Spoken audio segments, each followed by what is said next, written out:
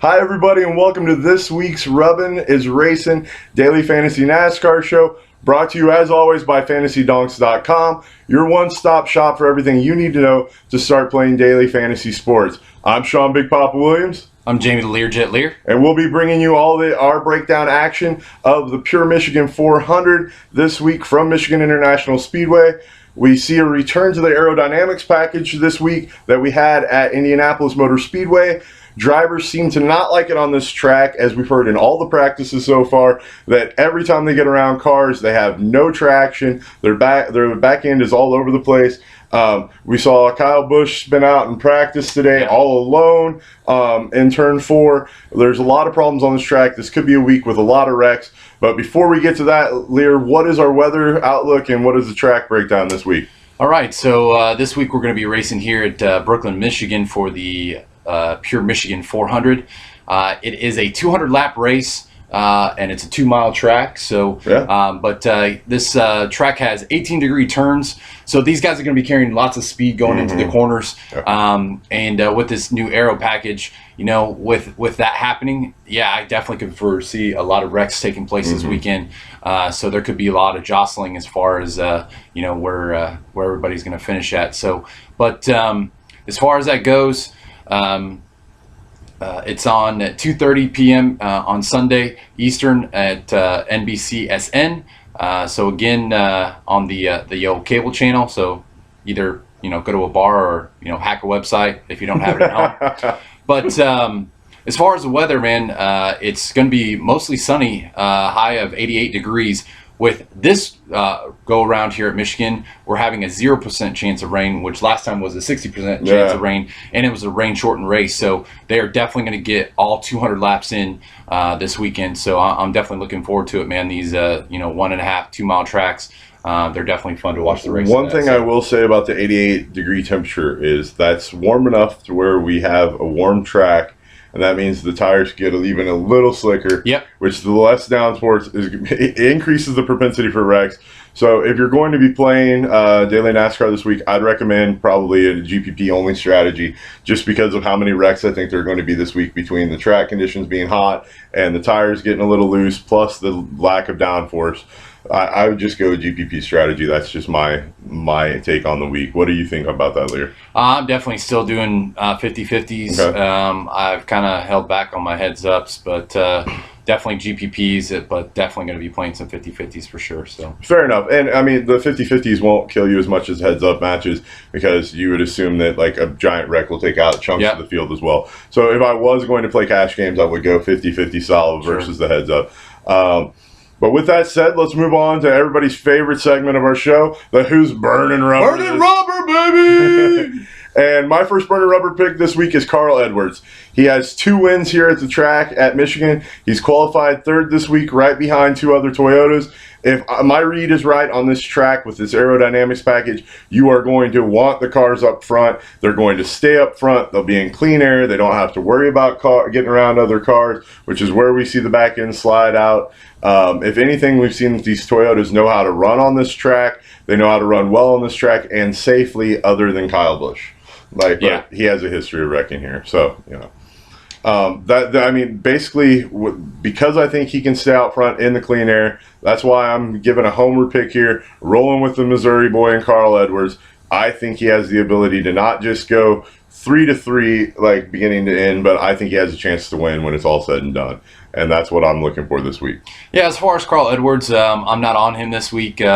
But as far as he's been doing very, very well, since the beginning of the year with his new team rolling out, with JGR and Toyota. So I definitely feel that they are getting on the same page. He's been doing very, very well the last month or so, and he's been qualifying very, very high in most of these races, and been, mostly for the most part staying up front too. So, with the new aero package from Indy coming over here to Michigan, I definitely foresee him staying up at the top, but to say that he's going to finish, 3-3 or 3 or higher, I'm definitely not on that. I still think he'll probably have a top 10 finish. Well, I mean, the last 3 weeks, dude, his lowest finish is 12th. Yeah. And I just like drivers that are running hot.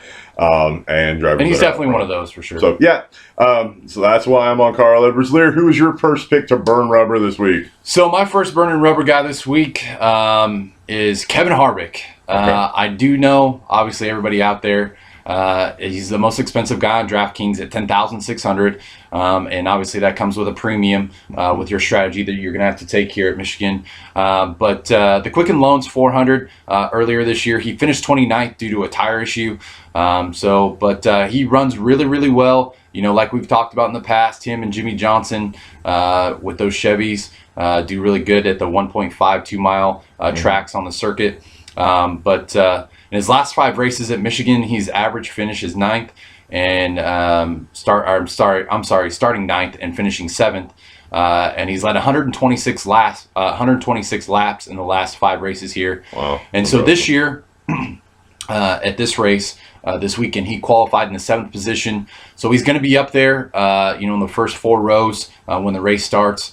And I just foresee him getting right up to the top within the first probably 20 laps, and just never letting go of this thing and taking it home this week. So I'm definitely all over Kevin Harvick this week.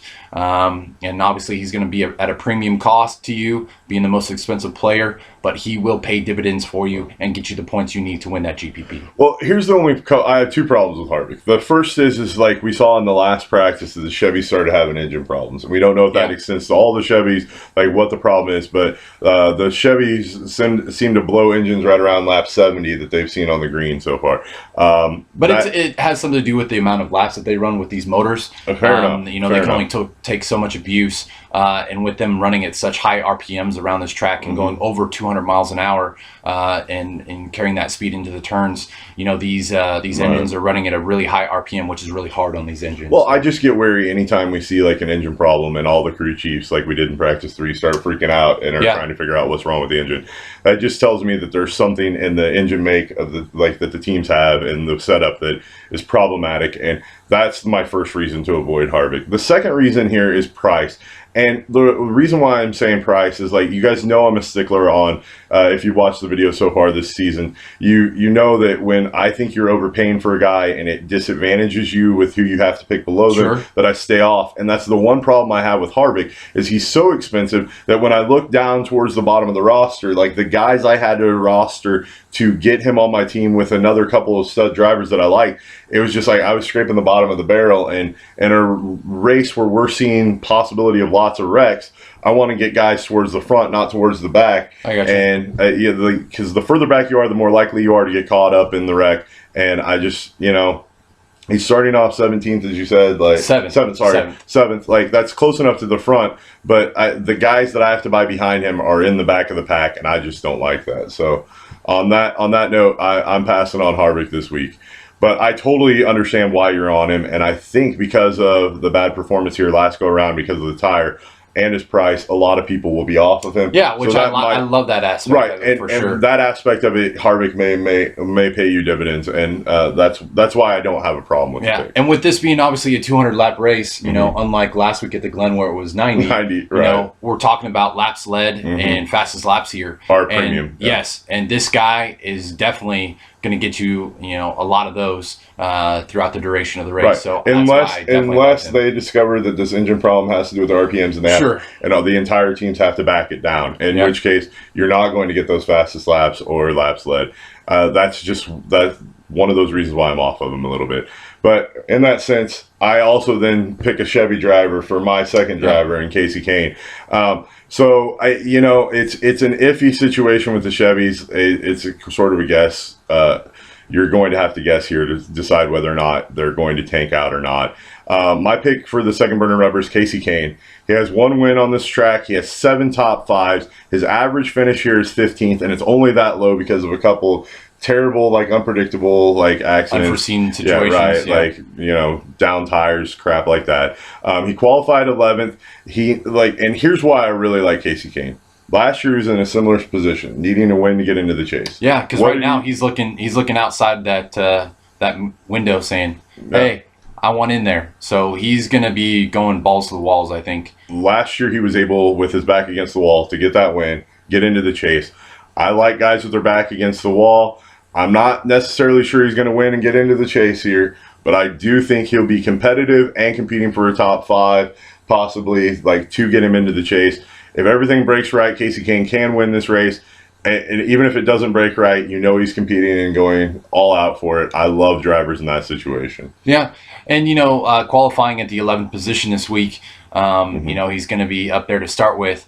Me personally, I'm not on Casey Kane this week. I don't see it right now. They have not been doing very well when it comes to his team. The communication has just not been there as of late. But now maybe that's going to change. We talked about with his back against the wall, trying to make the chase, getting in those top 16 spots. So, but at his price point, he's only $8,200. And you can't really beat that much with a guy that's going to have the possibility to be up front there. Let's be honest, Casey Kane has been on the circuit for a long time, so he knows what to do when he's got his back against the wall when he wants to make that chase. And Mr. Hendricks, knocking on his door saying, "Hey, we need to get in this." So he's got some pressure on him this week, and let's see if he performs underneath the pressure. Yeah, I think past history says he does, and hopefully that means it'll come true this week. I like Casey Kane, and at that $8,200 price tag, if you're a person that's all about track history and the ability to perform at a track, you're just not going to find better value at the $8,200 exactly. So Lear, who's your second pick for Burning Rubber this week? So my second pick is a guy that I will rarely feature and discuss and talk about. But like we talked about, the fastest laps and laps led will be a premium. But we also have to don't forget about place differential. And Casey Mears, okay? This guy qualified in the 40th position this week. Now, I know that, the guys on the circuit have been talking about, later in the pack that you're in, that the cars are a lot looser in the back of the field, so on and so forth. But here at Michigan, his last race, he started 27th here earlier this year at the Quicken Loans 400. He finished 13th, so he was one of the guys that you needed on your team to win the GPPs the last time they were here at the Michigan Speedway. Nice analysis. And last 3 races here, he started 27th, 26th, and 31st, and with finishes of 13th, 17th, and 24th. So every single time, he's always gotten positive place differential when it comes to this race. And he is constantly climbing through the field. Good place differential guy, qualifying 40th at a $7,200 price point. So this guy is one of the low tier guys when it comes to the money. And that gets me the ability to get a Kevin Harvick, and I can stick in a Casey Mears that has that opportunity to stick in the place differential. But with that being said, the field, everybody that's on DraftKings is going to be all over this guy. Probably. Because of his price point and where he's starting. So I for sure see his owner's percentage in a GPP maybe 50%, which is really, really high. No. And when it comes to cash games, this guy should be 70, 80% owned. But just like we talked about before, you got to have this guy on your team, because I guarantee he's going to finish with 40 to 50 points at a $7,200 price point. You cannot go without having that guy on your team. So I am all over Casey Mears this week, and I think you definitely should be too. All right. What you just said is the exact reason why I'm fading Mears. Everybody and their brother's going to be on it. It's a free fade, in my opinion. Because the mass is going to be on it, if he gets caught up in one of those wrecks, if he has engine troubles, if he has any sort of problem whatsoever, I just jumped ahead of 60% of the field, according to your analysis in a GPP. Yeah. And in a heads up, I'm jumping over 80% of the field. I just don't think a guy on a small team, he has a track history. You're right. Those stats were amazing, Lear. And I love your analysis there. But on this small team, you're just kind of praying that at the back of the pack, he stays clean of all these wrecks, which is what he's done in the past to move up at this track. I'm just not sure that, luck isn't, that he hasn't run out his luck, right? Sure. I just don't see him moving up. I mean, qualifying that low, though, you don't have anywhere to go but exactly. up, essentially. So this is like the Ryan Newman of as long as he's not wrecked in the first lap, in the first couple laps, he should be fine to get you at least the points you need. But you did have a key word there, if. And the problem there is, once again, ownership percentage. If he goes out 40th, wrecks, or just has a terrible race and finishes like 35th or 40th, like those 5 points with not leading any laps and not being the fastest car aren't going to help you, and even at that price tag. I think it's an easy fade this week, since I think majority of people are going to be on him. I love where your heart's at, and I love your analysis. It's solid.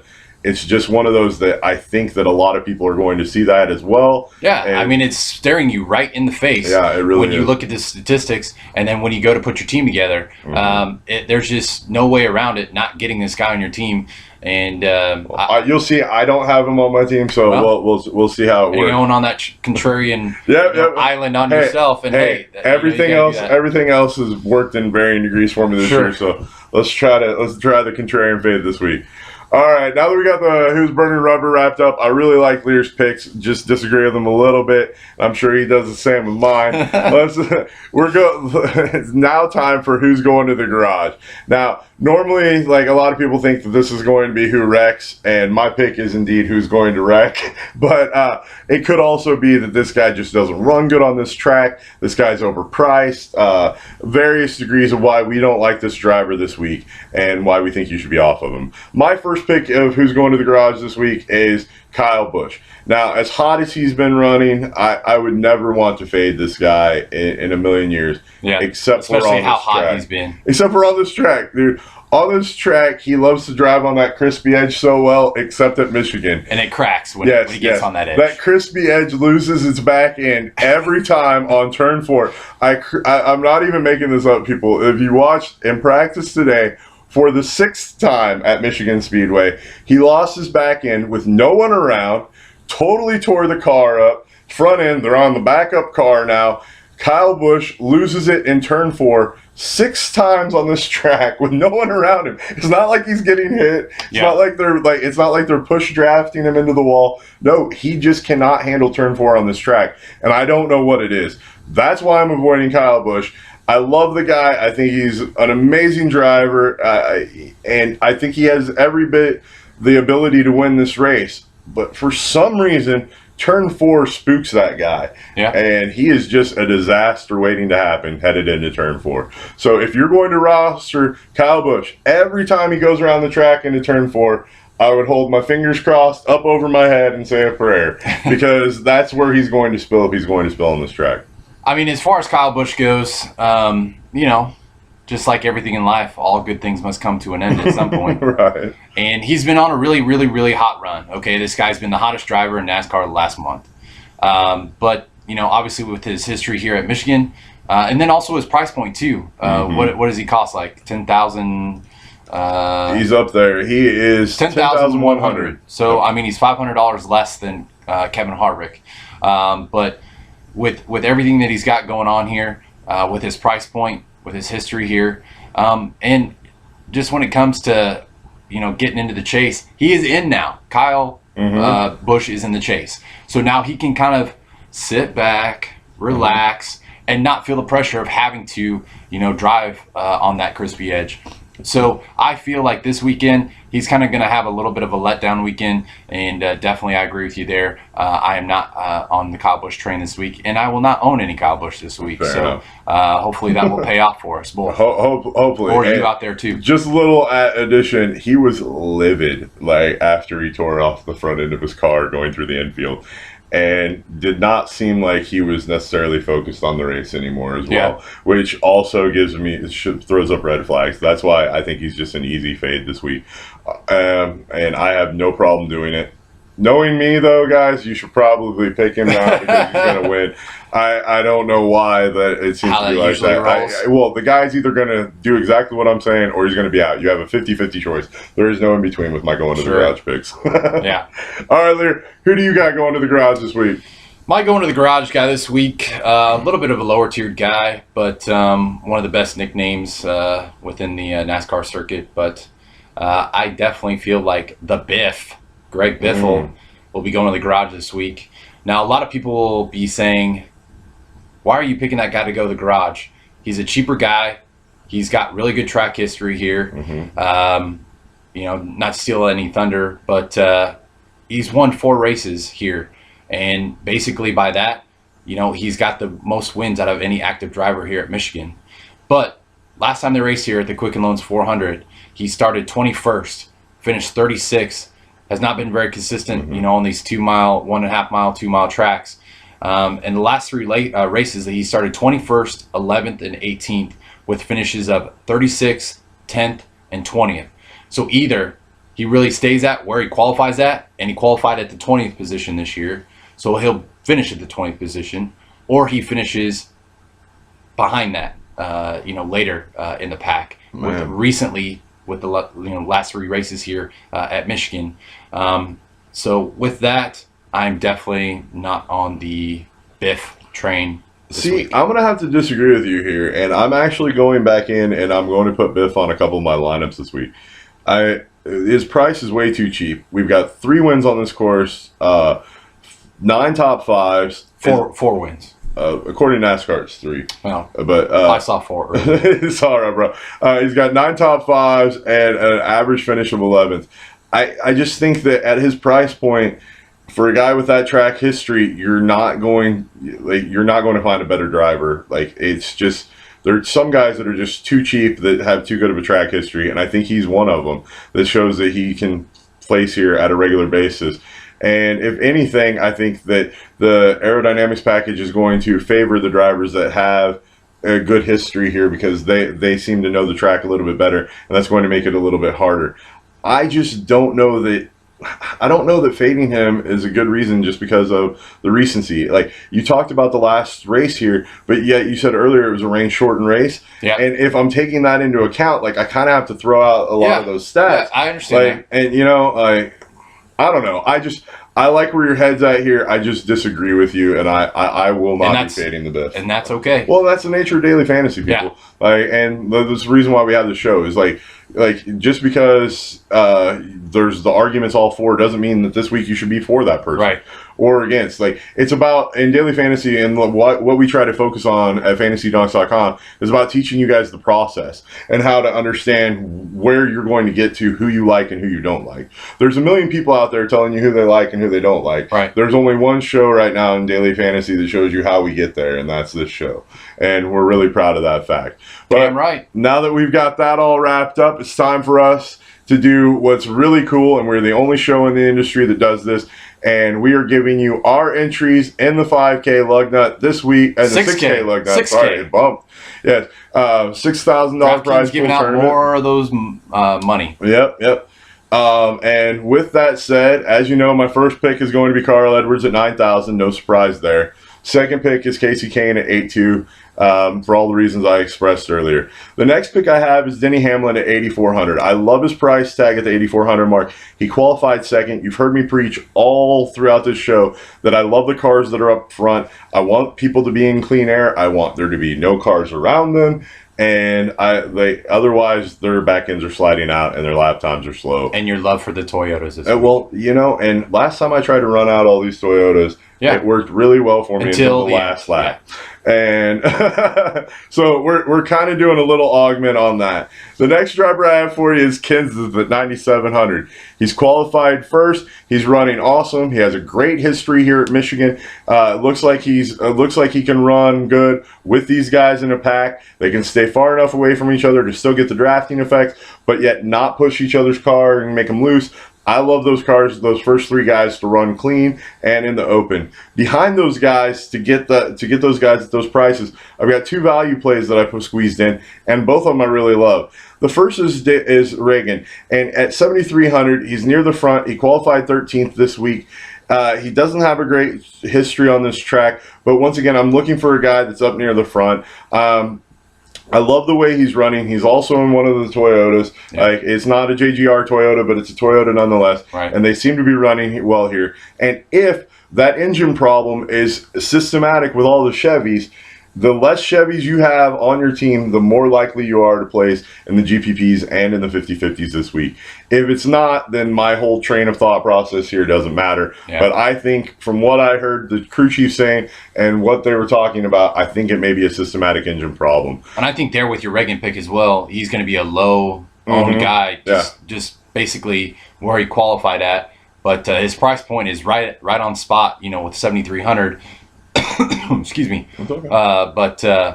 I think that you definitely have a pick there that could separate you from the field. Yeah, and if he does surprise and do really well, Yeah. and run well, I'm getting points over the field there. Yeah. For various reasons. Now, my last pick is that of Clint Boyer at 7,400. His average finish on this track is 16th. I think he's in line for a top 5 finish here. If you look at the way he was running in practice and the way he was running in qualifying, he's got a car that looks really good. And at the 7,400 price tag, he fit perfectly in to give me that top stack of the JGR cars that I wanted, and I'm content with that. And I think that lineup has potential to run this week in the GPPs. I think there are a couple of low-owned guys. I think the masses are going to stay away from the top 3 qualified Toyotas. I think they're going to be all over the Chevys, not knowing about the engine problems, and just because of the recent history with the Chevys on this track. That's why I went the way I did. Hopefully this helps you cash a little bit. Hopefully I cash, and if not, hopefully some deviation of this helps you cash. Sure. Lear, who's your lineup for this week? So my lineup this week, really excited about it. I've got some really good guys that up there towards the top, but even though these drivers are talking about how the back of the field they're going to have issues being around all these cars with the aero package, I'm still going to be concentrating on guys too that are going to get me some good place differential as well. So burning rubber guys, Kevin Harvick. No need to state anymore on that guy. He is my pick to take it home this week and score you a good amount of points, even though he's going to be the highest price point. But you're going to need to have him on your roster to take home that GPP. Second guy, Casey Mears. That's my place differential guy, starting in almost the back of the field, and hoping that with his recent history here at the track, that he can reproduce those results and get me a good maybe 15 to 20 finish with some really good place differential in there. So next guy that I've got is Ryan Blaney. Ryan Blaney is not a full-time racer here on the Sprint Cup circuit, but this guy is a future superstar here on the NASCAR circuit. So he races really good in the Xfinity Series, and his price point is $7,300. He's starting in the 19th position, so he's definitely got some ability to move up here at this track. And I'm all over Ryan Blaney this week. Now, Lear, do you think that's because they didn't want him, that they wanted him to specialize at this track because they thought he was better at this track? Or is it more that they didn't want him running the road course on that series? Because that series is running the road course. Which one do you think it is? Is he poised to win or do well here this week? I think so. I mean, obviously it's going to be tough for him going from one place to another place. But when it comes to that, these guys are used to all the travel and everything that they have to do. So I think with his ability, I mean the kid's young, but is just going to be a stud. And with his price point at $7,300, I just can't avoid not having him on my roster. Fair enough. Especially with having Kevin Harvick on there with the 10-6. So. Fair enough. That's why I swear Reagan there. I understand why you're doing what you did. Who's your next one? Next guy is Ryan Newman. Ryan Newman is starting in the 17th position. He's got some good history here at Michigan, and I look for him to also, hopefully get a top 10 pick or top 10 finish here and finish up towards the top there. So, but at $7,100, and Ryan Newman's also fighting for a spot to keep in the chase. So, he's going to be bringing it this weekend. So I'm definitely liking me some Ryan Newman this week as well. Yeah, I don't have a problem with that pick at all. Next guy, Brad Keselowski. Okay. He'll be rolling out in the number 2 Miller Lite car this week. And he's starting in the 11th position. There, you do realize the Miller Lite doesn't sponsor this show yet, right? Oh, I know. Okay. So they get a free plug there. No. You can pay us for those plugs, Miller Lite. We'd be more than happy. All right, Larry, continue with your breakdown. Sorry, that was just too easy. It's all good. So Keselowski qualified in the 14th position.